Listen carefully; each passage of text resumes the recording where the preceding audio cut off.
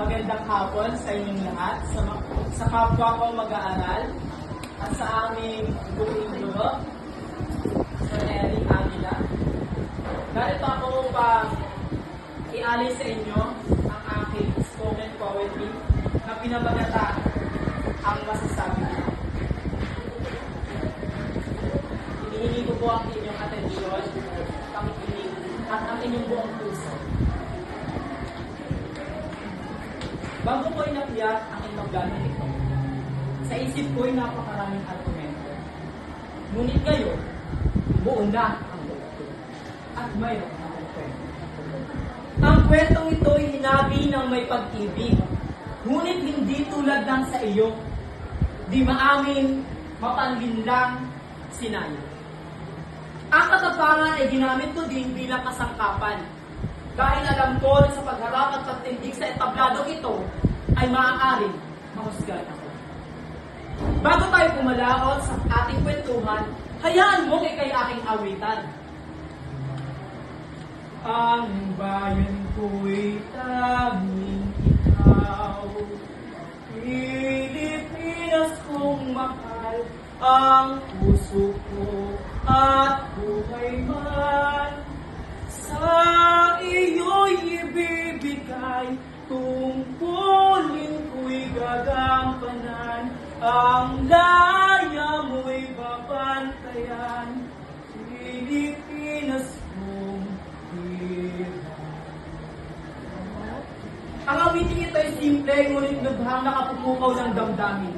Wala man ako sa panahong una, ramdam ko ang nag-aalab at pagsinta ng mga bayani nating sa bayan ay nabuwis ng buhay nila.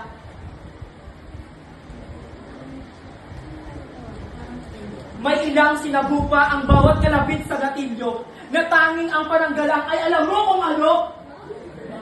Pagmamahal sa bayan. May ilan din na panulat ang nagsilbing sandata. Gat Jose Rizal, Antonio Luna. Aha! Ito na!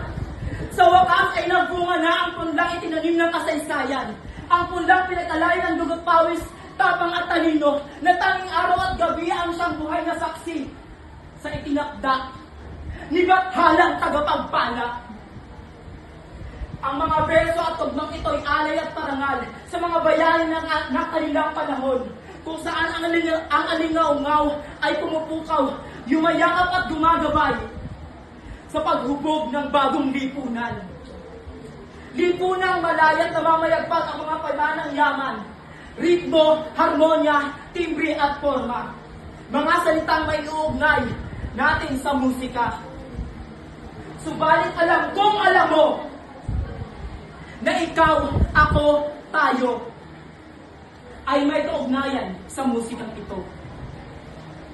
Musika ang kanlungan, takbuhan, tanggulan. Sa tuwing pakaramdam mo'y tinatalikuran ka ng mundo kasabay ng pagtangis at pagtahan mo'y humihimlay ka sa bisig ng musika. Sayaw, kanta, pagpipinta at iba pa. Mga larangan ng sining na sadyang may mahika, kung saan ang bawat obra ay umaali ng dangal at parangal. Pagkilala ng kapwa Pilipino at ng taga-iba't ibang ibayo. Kung akala mo ang kwentong ito ay kwento ng galit at pot, ay nagkakamali ka. Hindi naman sa akin ang nililimot ang kasaysayang humulman sa kasalukuyan. Panahon na't napapanahong ipagdiwang gunitain at pagpunyagi sa mga buhay na maalaalang iniwan, na nagmarka at magmamarka, ngayon, bukas, at sa mga maparating pang henerasyon. Bago ko tuluyang wakasan ang kwentong ito, tumayo ka't sabayan mo ako.